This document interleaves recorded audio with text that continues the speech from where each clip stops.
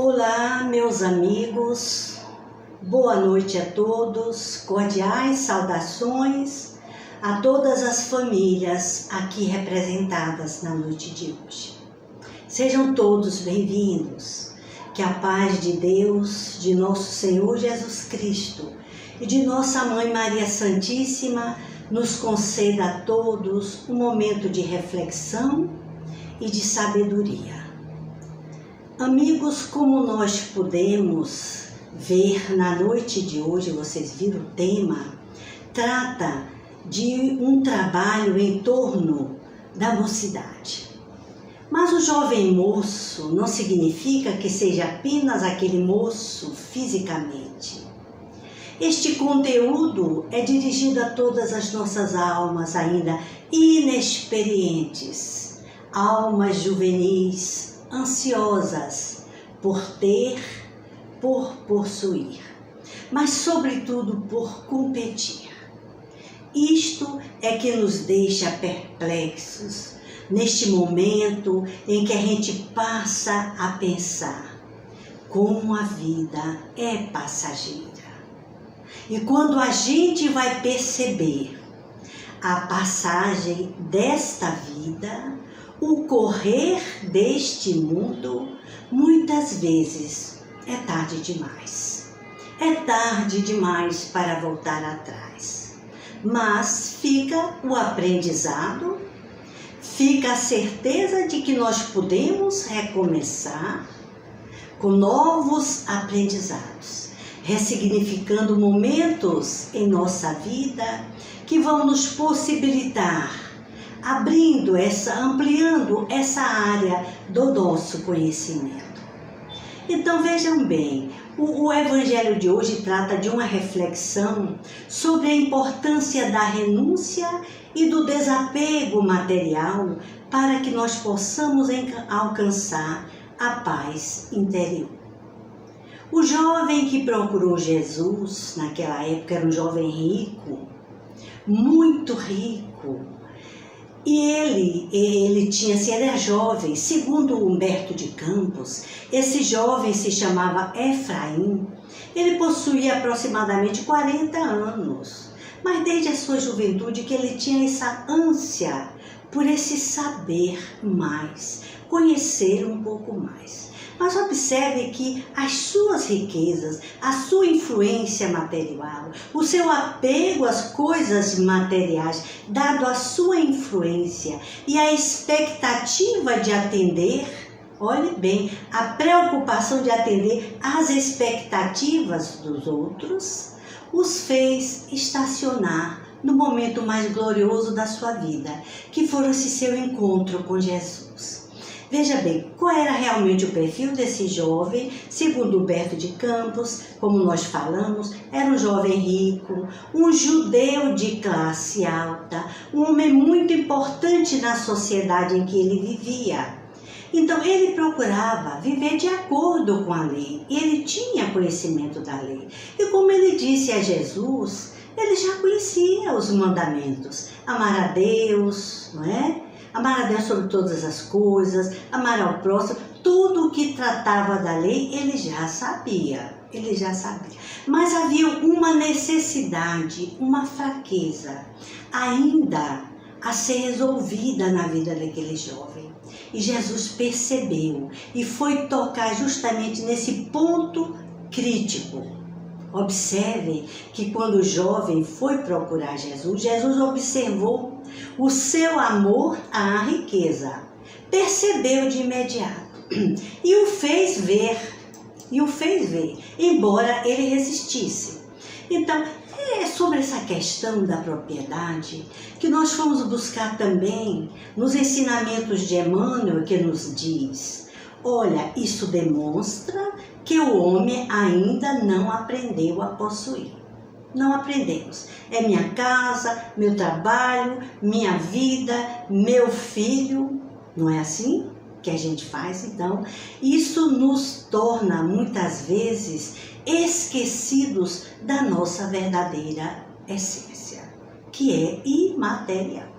Então veja bem, Emmanuel então nos convida a fazer um exame crítico da precariedade das posses efêmeras. Mas a gente não passa, a gente não faz, a gente passa adiante. Diz mais ainda, só possuímos verdadeiramente aquilo que se encontra dentro dele, o homem, só se possui verdadeiramente, vamos parar aqui para pensar, aquilo que se encontra dentro dele no conteúdo espiritual de sua vida. Observe que interessante, eu achei muito interessante essa passagem, porque para nós, não sei se para muita gente por aí, é óbvio. Então ele diz, tudo que se relaciona com o exterior pertence a Deus, que lhe concederá, olha bem, concessões, de acordo com os seus méritos. Diz mais ainda o sábio mestre, essa realidade sentida e vivida constitui brilhante luz no caminho, ensinando ao discípulo a sublime lei do uso, para que não represente fonte de inquietações e tristeza, como aconteceu ao jovem dos ensinamentos de Jesus. Vamos parar aqui para pensar. Nós só possuímos verdadeiramente o que se encontra dentro de nós. Fora de nós não nos pertence. Nós nem podemos administrar. Fica por aí. Então, onde nós formos, os caminhos que nós percorreremos, nós iremos só com nós. É nós e nós. E o que está dentro de nós? Essa riqueza interior. Essa riqueza. Então, veja bem, por que Jesus, então, nessa parábola, disse para o jovem rico vender tudo o que tinha? Porque quando ele disse ao mestre, mestre, eu já faço todas essas coisas. Distribuo os bens, né? Amo o próximo, amo a Deus sobre todas, como consta lá na lei, né? A lei de Deus trazida por Moisés. Ele era seguidor, mas veja bem, não matarás, não roubarás, não prestarás falso testemunho. Observe, quanta coisa boa, tudo isso ele já observava. Então, Jesus disse, pois bem, então vai, vende tudo o que tens e segue-me. Segue-me, jovem. Olha o convite, que convite desafiador. Será que Jesus pensava que esse jovem iria realmente vender tudo?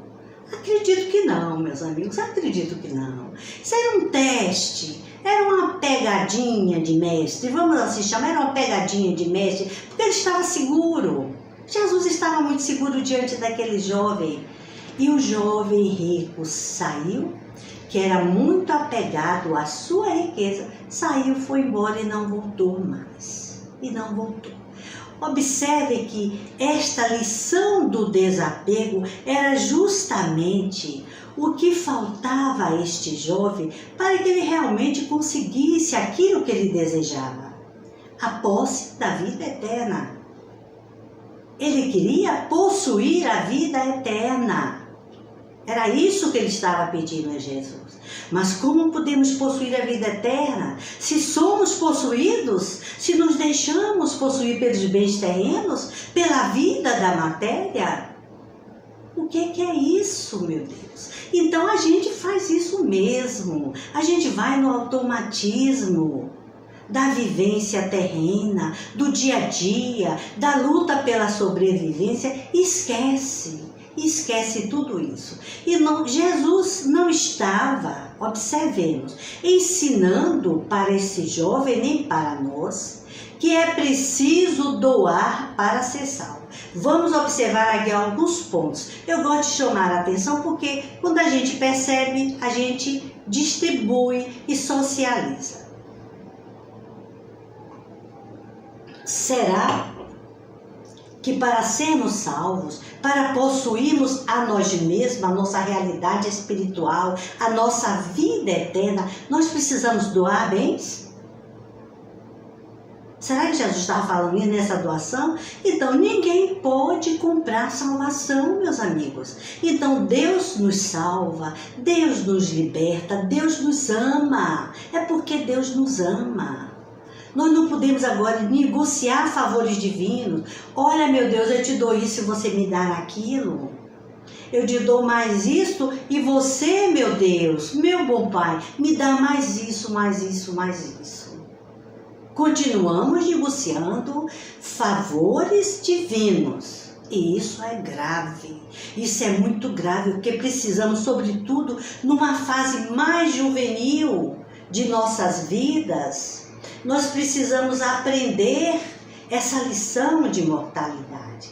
Nós não somos o que temos, mas o que nós guardamos dentro de nós, o que nós possuímos verdadeiramente. Então, o amor de Deus, então, é essa nossa única garantia de salvação. Está lá em Efésios, no capítulo 2, versículo de 8 a 9. Então, a história do jovem rico não é uma parábola, é fato. Aconteceu de fato e continua acontecendo através dos milênios, através de todos esses tempos que nós temos conhecido Jesus. Nós ainda estamos apegados, nós ainda estamos. Então nós vamos aqui repetir aqui, fazer uma rápida reflexão, sem querer acrescentar nada. Nós estamos apenas trocando ideias, que aconteceram quatro equívocos, né? Erros, que nós podemos chamar de equívocos, deste jovem rico. Então, primeiro, ele está lá em Mateus, no capítulo 19, versículo 16 a 22. Quem quiser vai lá verificar. O que foi que aconteceu? Esse jovem disse para Jesus: Bom mestre, que hei de fazer para herdar a vida eterna? Observe. Aí Jesus disse: Por que me chamais bom? Bom só Deus. Então, Jesus aqui estava se referindo aos atributos divinos. A bondade é do Eterno, é do Todo-Poderoso. Nós seguimos exemplos de bondade. Nós temos essa herança de bondade. Mas nós não somos bons, ou seja, a bondade no todo, na totalidade.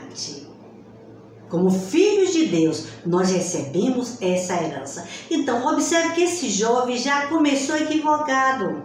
Ele sabia a lei, decorada, de tudo, de fora a fora, tudo direitinho. Mas ele não reconheceu Jesus como o Senhor, o enviado de Deus. Que Deus está acima de tudo e de todos. Já começou por aí, né? Eu pensava que Jesus era um homem comum, era um homem, para ele, simplesmente um homem bom. Então, nós observamos que esse jovem rico viu Jesus apenas como um homem moral, um homem de visão profunda, mas não reconhecia a sua autoridade divina. E era isso que ele vinha provar, era isso que ele vinha dizer. Eu vim enviado do meu Pai para fundar o reino de Deus, ou seja, o reino dos céus, no coração dos homens. No coração dos homens. Então, outro equívoco, ele não tinha conhecimento de suas próprias faltas, mas queria a vida eterna. Queria num passe de mágica que o bom mestre lhe concedesse e lhe desse uma fórmula mágica para que ele conseguisse essa vida eterna que ele tanto ansiava. Estava vazio. Então, por aí nós vamos ver que há uma necessidade de autoconhecimento. Então, nós vamos ver que o autoconhecimento aqui é esta porta de libertação. O autoconhecimento é que vai nos aproximando cada vez mais da nossa essência que é divina, de Deus em nós. Observar aqui a gravidade, não nos percebemos espíritos eternos, co-criadores, em plano menor com o Pai, filhos de Deus, destinados à perfeição. E aí a gente vai se conhecendo. Não é só conhecer defeitos, é sobretudo também descobrirmos as nossas possibilidades. Então ele não entendeu, como dizem aqui os estudiosos, o plano da graça divina que Jesus veio trazer. Que hei de fazer para herdar a vida eterna? Observe que a gente se apega aqui a determinados verbos. Que hei de fazer. Não precisa fazer nada.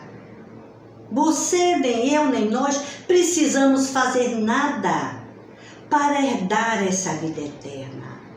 Como disse Jesus, nada além de crer em Jesus, o Cristo, como Salvador.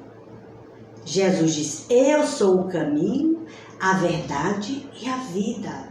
Quando ele estava para partir aqui da terra, na última ceia, ele disse para os seus apóstolos, crede em Deus, crede também em mim. Simples assim, simples assim. Então nós observamos que este jovem, tão rico, mas tão espiritualmente pobre, falido, sem fé. Então é importante que a gente aqui neste momento faça um chamado à juventude dos nossos dias.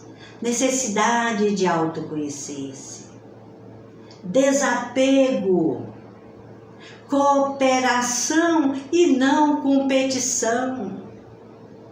Entrega o teu caminho ao Senhor. Isso é fé. Isso é fidelidade a Deus. Isto faltou nos nossos dias primeiros, faltou na nossa infância, faltou na nossa juventude e por isso nós continuamos ainda carentes. Carentes de fé, necessitando autoconhecer-se cada vez mais e apegados. Apegados. Não estamos nem nos ocupando. Nós estamos nos preocupando, o que é pior ainda.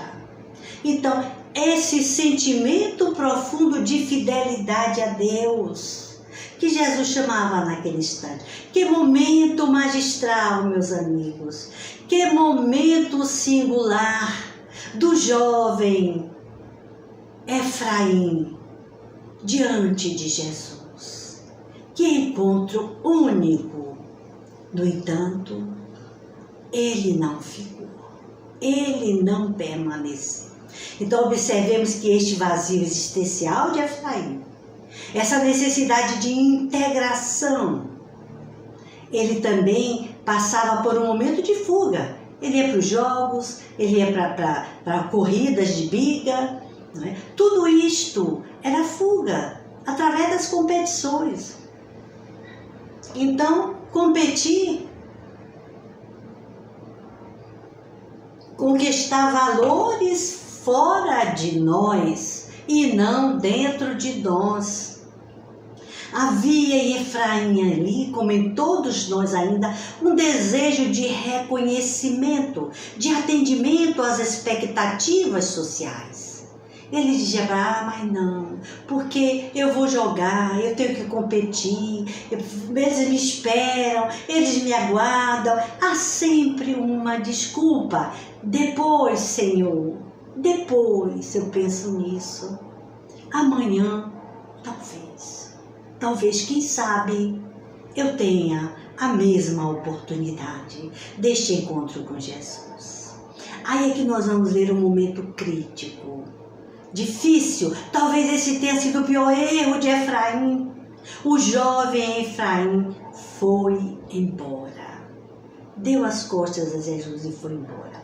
Este erro, veja bem, o homem pode interpretar mal, veja bem, a divindade do Cristo, é o que a gente observa, ser cego, não compreender a graça de Deus através de Jesus Cristo, não é isso?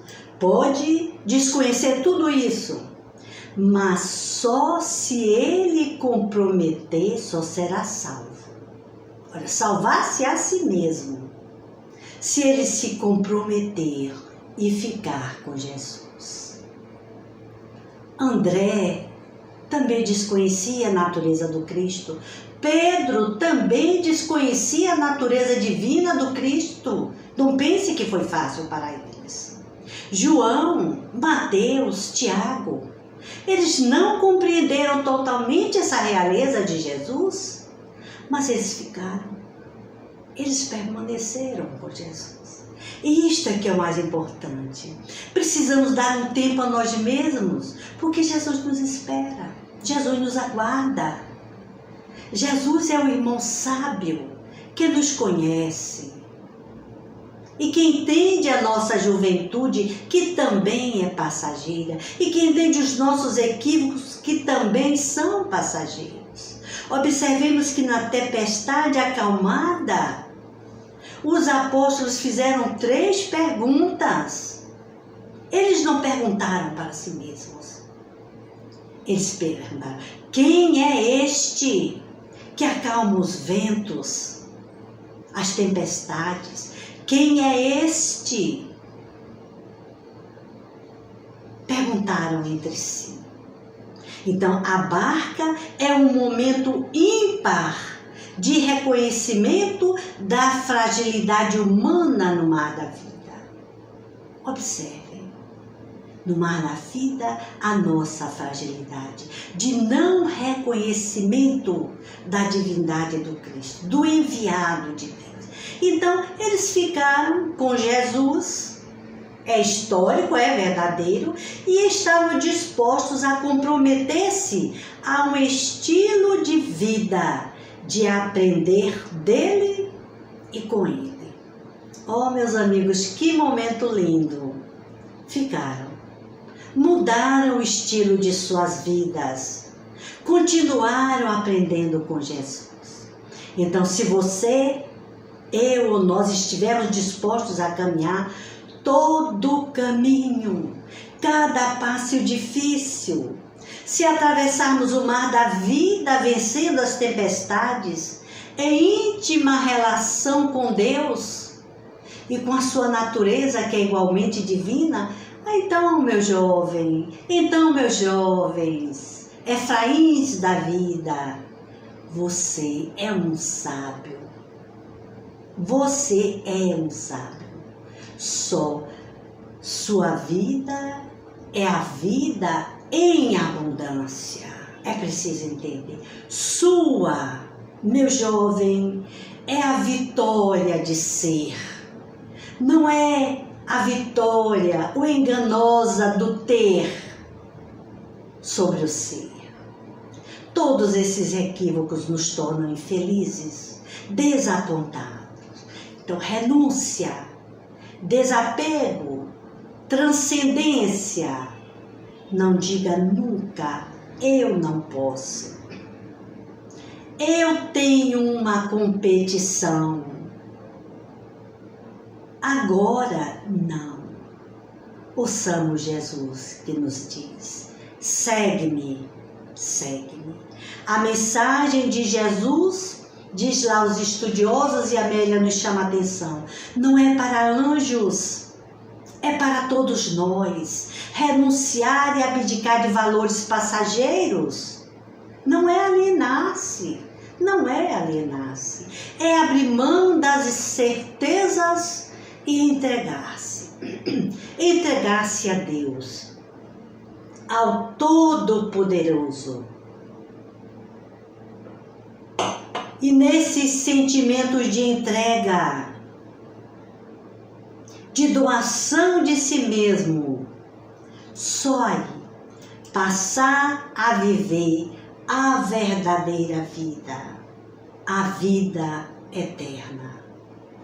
E que, meus amigos, meus jovens, sobretudo meus jovens, que não seja tarde demais, que não seja tarde demais. Que Deus nos abençoe. Proteja os jovens, a juventude. Proteja as crianças do mundo. Proteja os nossos filhos, netos, parentes, amigos.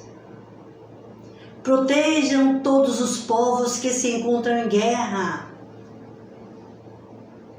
E vamos pedir que cada um de nós façamos de per si a nossa parte, nos amando, nos compreendendo, nos conhecendo melhor, para melhor ser e servir.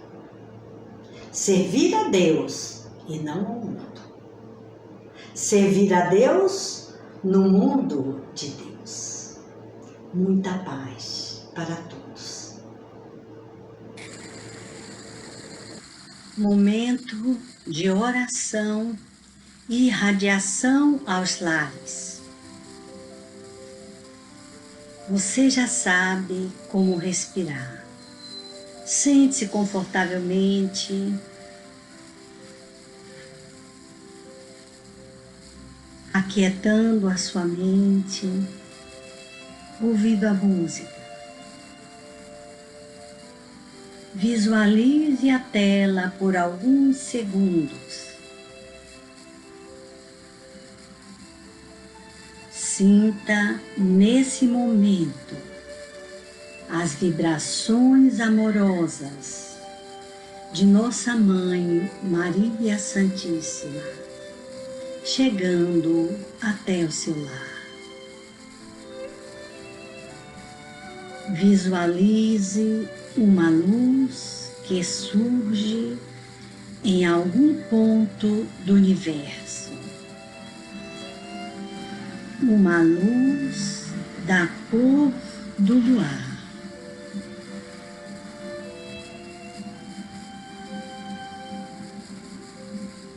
Essa luz emite raios refrigerantes e pacificadores que envolvem todo o ambiente do seu lar nesse instante.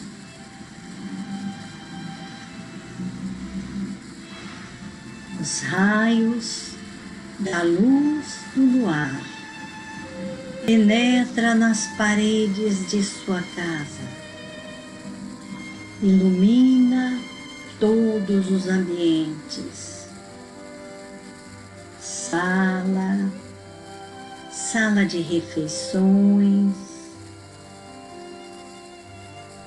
A luz vai até o quarto, se dirige também para a cozinha e demais ambientes do seu lar. Continue visualizando e dirigindo esta luz. Mantenha-se concentrado e ouça a minha voz.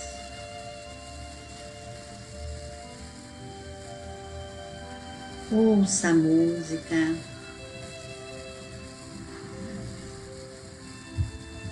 E sinta todos os sentimentos que lhe invadem o ser, como tristeza, ódios. Sinta-os e visualize-os como folhas secas que se desprendem e saem pelas janelas. Deixe-os ir. Deixe-os ir. Você não precisa mais deles. Sinta agora uma brisa suave e um vento leve movimentando energias balsâmicas e curadoras dentro do seu lar.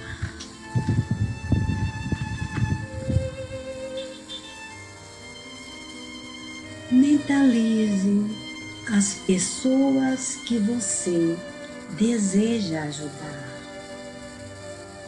Envie para todas elas raios de luz que saem do seu coração e toma a direção do seu pensamento. Mentalize essas pessoas e apenas envolva-as na luz do seu coração amoroso.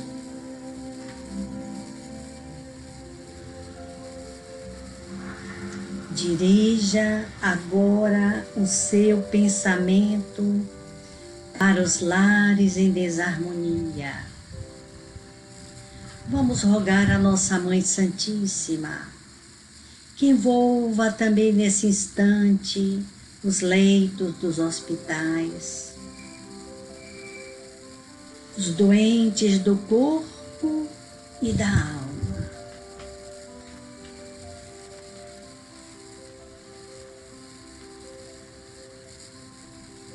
Continuemos em silêncio, agradecendo a Deus e a Santíssima Mãe de Jesus, através da sua falange de espíritos curadores, da sua legião de espíritos harmonizadores, o auxílio renovador das nossas forças.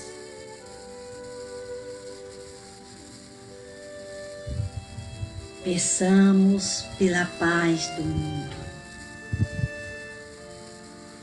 pela paz entre todas as nações.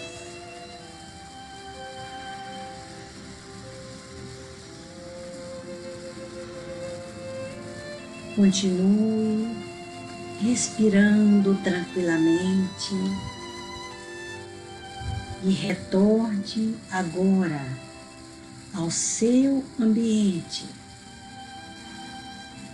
Tome consciência do seu corpo.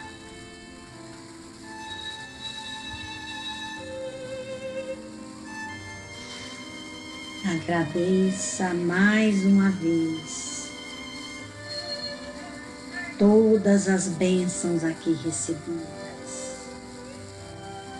Vamos dizer do fundo do nosso coração: gratidão, gratidão, Santíssima Mãe de Jesus. Gratidão por todas as bênçãos que neste momento permanecem dentro do nosso lar, envolvendo a todos aqueles a quem dirigimos o pensamento neste momento de oração. Paz, paz em todos os lares do mundo. Que assim seja.